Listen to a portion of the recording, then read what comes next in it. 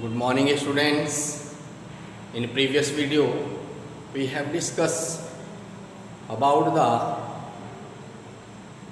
our changing earth chapter 3 in geography, and we have also discussed endogenic and exogenic forces. Okay, endogenic forces are also called the internal forces and exogenic forces also called the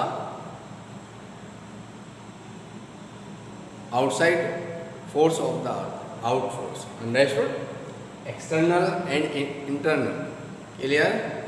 In this video we will discuss the major landforms of the earth. Major landforms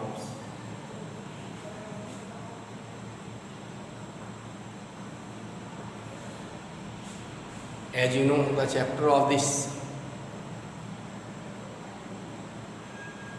our changing earth, हमारी बदलती हुई अर्थ. ठीक है, because earth पर everything is changes inside as well as outside. ठीक है, earth पर changes हो रहा है.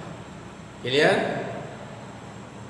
There are some natural process of this changes. इस चेंजेस के कुछ नेचुरल प्रोसेस भी हैं. अर्थ पर कुछ नेचुरल लैंडफॉर्म्स बनती हैं. लैंडफॉर्म्स मीन्स हुआ करती हैं. ठीक है, जैसा कि हम देखते हैं इसमें टू प्रोसेस मेन है, एक वेदरिंग और एक erosion. What is the weathering? Weathering और सेकेंड इरोजन.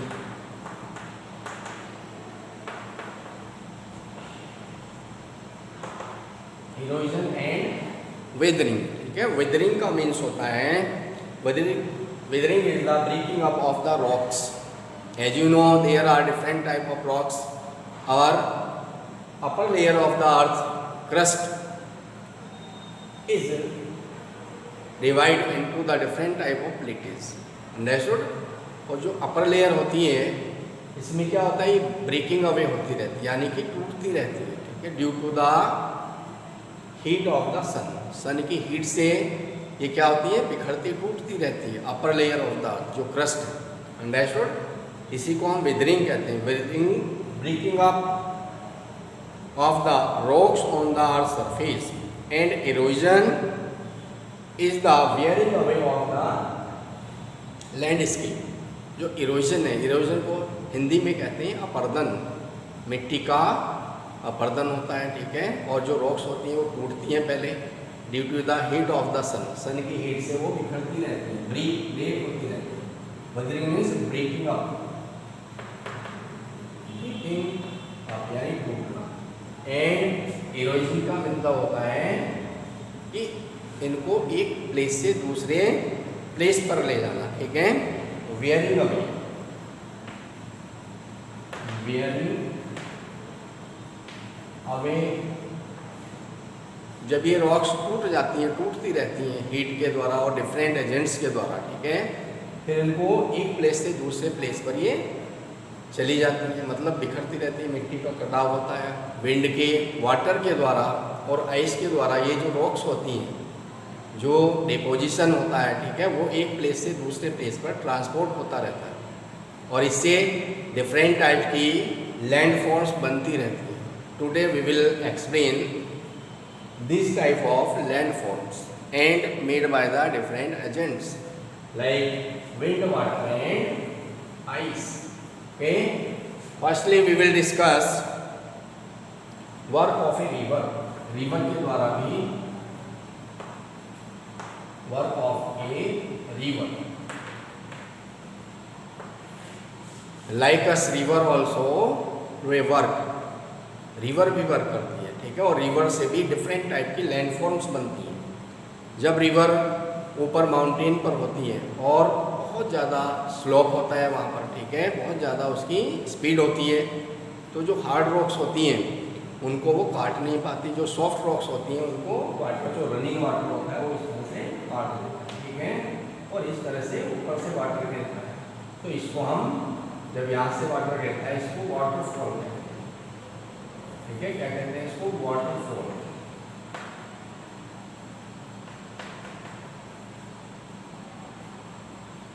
जलप्रपात, ठीक है, ऊपर से वाटर गिरने लगता है। अंडरस्टूड? तो this type landforms is found on the mountain also. Clear? इसको हम वाटरफॉल कहते हैं, ठीक है। और बड़े बड़े गॉर्स भी बन जाते हैं, डीप वैली बन जाती हैं, ठीक है, क्योंकि जो रनिंग वाटर होता है रिवर का वो सॉफ्ट रॉक को काटता रहता है, ठीक है, और अपने साथ उसको बहाकर ले जाता है एक प्लेस से दूसरे प्लेस पर। जब रिवर प्लेन में आती है और उसकी स्पीड कम हो जाती है तो वहाँ पर रिवर की जो स्पीड है कुछ इस तरह से वो बहने लगती है। और धीरे धीरे वो क्या करती है कि यहाँ से वाटर जो है इसको काटता रहता है। तो इससे जब ये ज़्यादा स्टीप हो जाती है, ठीक है, और सीधा इस तरह से मान लीजिए यहाँ पर काट के इस तरह से कर दिया तो ये सीधा कट हो जाता है, ये कट ऑफ हो जाती है यहाँ से, ठीक है। इसको हम ऑक्सबो लेक कहते हैं, ऑक्सबो लेक, हिंदी में कहते हैं गोखुर झील, ऑक्सबो लेक बनती है, ठीक है, प्लेन में। इसी तरह से जब रिवर्स के जो बैंक्स होते हैं किनारों पर रिवर्स के बहुत ज़्यादा सिल्ट जमा हो जाती है, डिपोजिशन हो जाता है, तो उससे जो रिवर्स के बैंक्स होते हैं किनारे, ठीक है, रिवर का वाटर फ्लो ओवर हो जाता है और इससे क्या होता है कि फ्लड आ जाती है, फ्लडिंग हो जाती है, ठीक है। फ्लडिंग मतलब बाढ़ आ जाती है, फ्लडिंग का मतलब बाढ़ आ जाती है रिवर में, और इससे फिर वहाँ पर जो फ्लड का वाटर होता है, ठीक है, वो आसपास के एरिया में रुक जाता है। उससे जो डिपोजिशन जो सॉइल होती है, ठीक है, वो बहुत ही फर्टाइल होती है, उससे फ्लड प्लेन को फ्लड प्लेन्स, तो फ्लड प्लेन्स किससे बनते हैं? रिवर से, ठीक है। Flood plains, meander, waterfall, these are the landforms made by the river. And in the last when river in the sea, जब ये सी में जाती है, suppose that this is the main river, तो इसकी डिफरेंट ब्रांच हो जाती है इस तरह से, क्योंकि इसके साथ जो डिपोजिशन आता है इसके साथ उसको ले जाने में असमर्थ होती है सी तक, क्योंकि स्पीड कम हो जाती है। अंडरस्टूड? तो यहाँ पर ये समुद्र में गिरने से पहले यानी सी में मर्ज होने से पहले रिवर की कई ब्रांच हो जाती है, जिनको हम डिफरेंट डिस्ट्रीब्यूटरीज भी कहते हैं, ठीक है। और ये यहाँ पर जो अपने साथ डिपोजिशन लाती हैं बहाकर उसको जमा करती रहती है, जिससे डेल्टे का निर्माण क्या करती है? डेल्टा। अंडरस्टूड? सुंदरबन का डेल्टा जो वर्ल्ड का लार्जेस्ट डेल्टा है, जिसको गंगा और ब्रह्मपुत्र रिवर बनाती है, वो इसी तरह से ही बना हुआ डेल्टा है, सुंदरबन डेल्टा। सुंदरबन डेल्टा, बहुत सारे डेल्टा हैं वर्ल्ड में, ठीक है। तो डेल्टा कहाँ पर बनाती है? रिवर लास्ट स्टेज में, ठीक है, जब वो समुद्र में गिरती है उससे पहले। तो these are the different landforms of a river, work of a river. Now we will discuss about the work of wind. Work of wind. Wind से बनने वाली जो लैंडफॉर्म्स है मेजर सैंड ड्यून्स,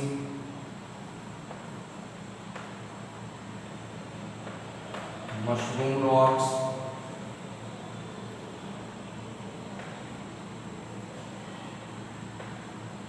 जो सैंड ड्यून्स होते हैं, अगर आप डेजर्ट में जाएंगे, विंड सबसे ज़्यादा वर्क डेजर्ट में करती है, ठीक है, क्योंकि वहाँ पर इतनी नेचुरल वेजिटेशन नहीं पाई जाती, ठीक है। जब तेज़ विंड चलती है तो वहाँ पर क्या होता है कि जो सैंड होती है वो विंड के साथ फ्लो ओवर होने लगती है, और जब विंड की स्पीड कम हो जाती है तो धीरे धीरे वो जमा होने लगती है दूसरे प्लेस पर, और उससे क्या होता है कि वो बहुत बड़ी बड़ी हिल्स बन जाती है, ठीक है, इस तरह से, जिनको हम सैंड ड्यून्स कहते हैं। एक के बाद एक इनको हम सैंड ड्यून्स कहते हैं। क्या कहते हैं इनको? Sand dunes. कहाँ पर दिखाई देती है? डेजर्ट में। अंडरस्टूड? जिनको हम सैंड के बहुत बड़ी बड़ी हिल्स बन जाती हैं, इनको हम सैंड ड्यून्स कहते हैं। मशरूम रॉक्स, मशरूम रॉक्स वो होती हैं जब विंड एक सॉफ्ट सैंड को उड़ाकर ले जाती है अपने साथ, ठीक है। जो हार्ड रॉक्स होती है वो वहाँ पर रह जाती है, अंडरस्टूड, जिससे कि उसकी फिगर इस तरह से कुछ दिखाई देती है, यानी यहाँ से कटाव हो जाता है मिट्टी का, और ये मशरूम रॉक्स ही फिगर बन जाती है। कहाँ पर बनती है? डेजर्ट में, ठीक है। कौन बनाता है इनको? विंड। तो विंड से बनने वाली जो लैंड फॉर्म्स हैं, mushroom rock, sand dunes, okay, these are the famous wind. Now we will discuss about the sea water.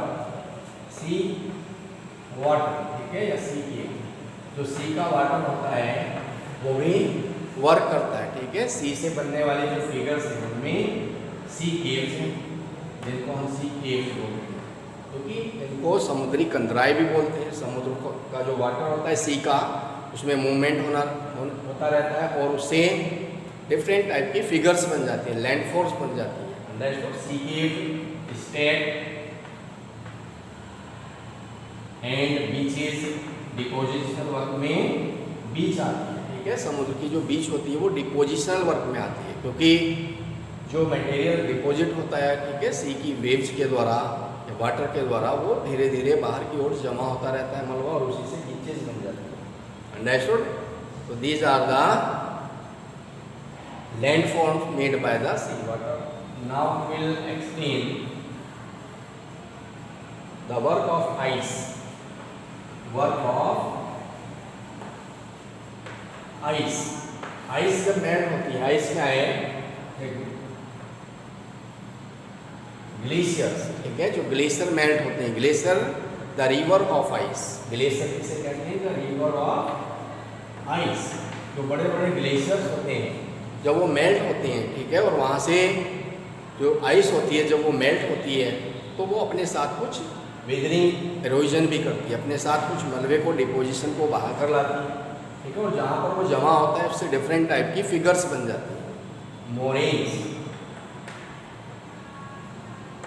Moraines, ठीक है, इसी से बनती है। एंड लेक्स बन जाती हैं, ठीक है।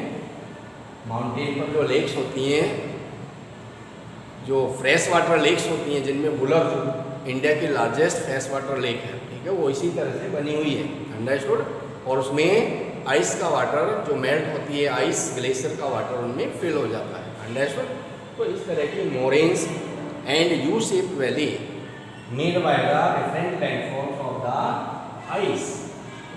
इस तरह से डिफरेंट लैंडफॉर्म्स नेचुरल प्रोसेस के द्वारा बनती रहती हैं, जिससे अर्थ की अपर लेयर पर यानी ऊपरी सतह पर चेंजेस होता रहता है। Clear? Because in this chapter we have study that our changing earth, हमारी बदलती हुई अर्थ, ठीक है। तो इस पर क्या है? टू प्रोसेस के द्वारा चेंज होता रहता है, इंटरनल एंड एक्सटर्नल। जो अर्थ के ऊपर होता है उसको हम एक्सोजेनिक फोर्स कहते हैं, या एक्सटर्नल फोर्स के द्वारा होते हैं, ठीक है। और जो इनसाइड होता है वो एंडोजेनिक या इंटरनल फोर्स होते हैं, जैसे कि अर्थक्वेक और वोल्केनो, वो एंडोजेनिक फोर्स के द्वारा होते हैं। Clear? Thank you and have a nice day.